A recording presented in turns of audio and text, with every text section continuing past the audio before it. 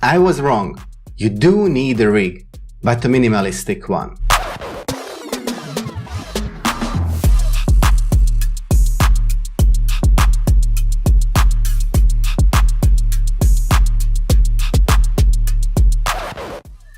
You wanna rig up your camera without spending too much and being carried away? Today, we are gonna talk about a minimalistic camera cage system, including a super cool, unique and nifty power supply. I've combined SmallRig's Master Kit with Core SWX's Edge power base to get the ultimate run and gun rig setup. Make sure to stick till the end because beside the huge confession from me, we are gonna cover everything. Items, features, pricing and aspects of building your rig. But first, intro.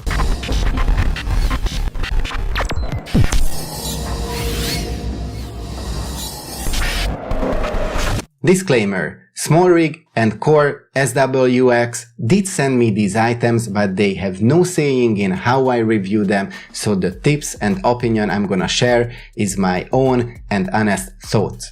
Let's address the elephant in the room. Why would you need a cage? Why would you build a rig? To be honest, I don't know. I always felt like it was an overkill. Most likely, you already have an amazing camera, which for me is the Sony a7S III. It does everything you need and even more.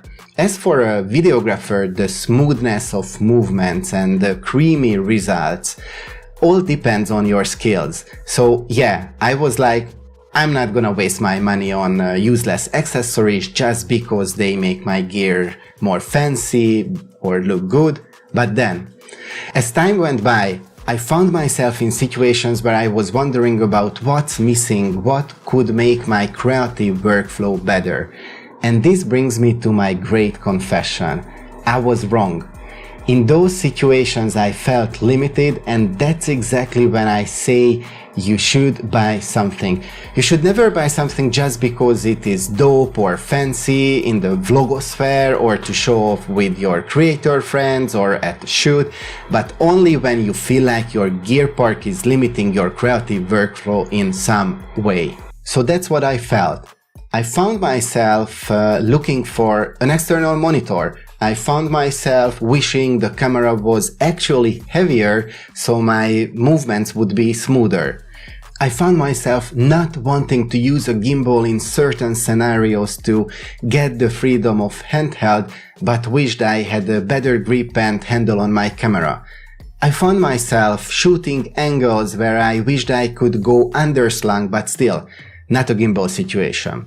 I found myself wishing I didn't run out of battery and didn't need extra batteries to not only give extra juice to the camera, but power my, for example, external monitor. Now, how could I solve all of my problems? By building a rig. But a rig sounds expensive, sounds big, it sounds complicated. This was when I started looking for a solution that on one hand could solve all my problems, but on the other doesn't cost me a fortune and doesn't bulk up my run and gun setup. This is how I found and decided to go with SmallRig's Master Kit with side handles and Core SWX's Power Base Edge. Now, let me spend a minute on flexing. Just look at it, how dope it looks. It makes my a7S III look like a transformer, yet keeps it pretty easy as well. The best part is that I get to decide how many things I attach or if I just want to use it in its most simple form. Okay, let me show you the rig part by part. Shall we start with the SmallRig Master Kit? Yes sir, we do. First and foremost, this is designed specifically for the a7S III, so it has a super form-fitting full cage.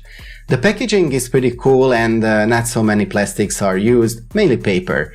In the package you get an HDMI cable clamp, which is great, but there is one downside.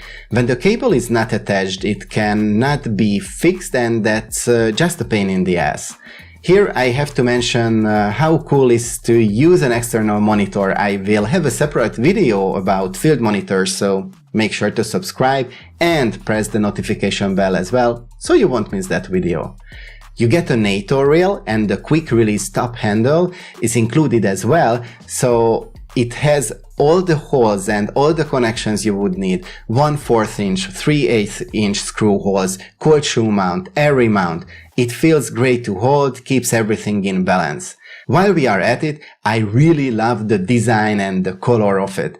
It not only provides a dope look, but has a thought out features like accessing the buttons is easy, they are not covered. Then the sides of the cage is actually a NATO rail as well. On the bottom of the cage you find a magnetic screwer to the mount that is mounted to the camera. While this is a super cool feature, it's the only downside on the other hand. What I mean is that every time you want to use the cage, you have to screw the camera in. I just wish they would have added a quick release system for mounting the camera on and off the cage. Well, this is how it is. So let's move on to the side handles. I got the wooden one and it is cool, but I regret two things. I should have gotten two for both sides, and I should have gotten the one with the recording button so I could start and stop my shoots while I'm holding the handle. Well, I just had to order one, and here it is. In terms of features, everything is pretty thought out about this. You can adjust the height of where the handle should connect to, and the cage has 4 holes that you can choose from. Plus, it has a little Allen key, also a magnetic one, and you can use that to securely tighten the knobs which have holes in it for the Allen key. Simple and smart. Oh, and the handle has an extra cold shoe mount and a few screw holes as well. I will sum it up and give some tips and hacks about the rig, but to do so, first we have to talk about the power base edge. So, what is this thing? It is super nerdy and techy video stuff packed in an Apple kind of user experience device that powers everything that you need on your rig. The box is cool, and when you order you can select what camera you have, so they include the dummy battery, which makes this nifty device an even better deal. Talking about the box, it also comes with a D-tap charger. Remember that I said that it is packed with tons of cool features? Here is what I meant. While it can be adjusted as a standard V-mount pack, its uniqueness comes from its design. It can be mounted under the camera and features a quick release system. The only negative I can say is that I wish the quick release system was an Arca Swiss. Back to the pack. It is outfitted with a 7.4 volt port, which is enough for almost any mirrorless camera to its power demands. It also has 2 USB 5 volt outputs and 2 14 volt power tap outputs. Thanks to these ports is why it is so suitable, since it covers nearly all video production powering applications. As Core SWX puts it, it is the Swiss Army knife of battery packs. It has such an extended runtime compared to the in-body batteries. It has around 5 times the power, which means a full day of shoot on one charge. Let me rephrase that. It is 8+ hours. The unit has an LCD panel that is backlit and shows the runtime, percentage and the grid when it is in standby. When charging it, it shows the time to 100. I almost forgot to mention that you can charge it with any standard V-mount chargers as well. It comes with 2 crucial safety features. One, it has a storage mode that reduces the chance of the battery being in full charge, and this brings me to point numero 2. It is travel safe and has an air compliant label, so you can take it with you on flights. There you have it. This is my dream run and gun setup. I collected a few points to help you decide whether or not you should also consider this. If you want to get a handheld smooth motion for those creamy B-rolls, this rig gives you the weight, but not too much. So it helps you to get rid of those micro jitters. 2. You have various handling options. 2 hands, top handle for underslung mode, mounting it to tripods or sliders. 3. The power base plate frees you up from worrying if you run out of juice. 4. If you wish to use additional accessories that need power, like an external monitor, the power base has your back. Last but not least, The fifth is that this setup is so customizable, so you are future-proofing yourself if you decide to change or add something down the road.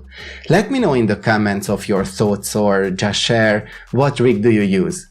All the links are in the description under the like button, which, by the way, you should press. And if this is the first time that we met and you found what you saw helpful, consider hitting that subscribe button along with the notification bell so you won't miss any upcoming videos about creator-related tech reviews and tips and tricks, and also about BTS vlogs where I take you along with me to shoots and show you my creative workflow. And by the way, on the end screen you could click on these cards as well, because, well, it's good for you, good for me, and good for the algorithm. Well, that's it from me.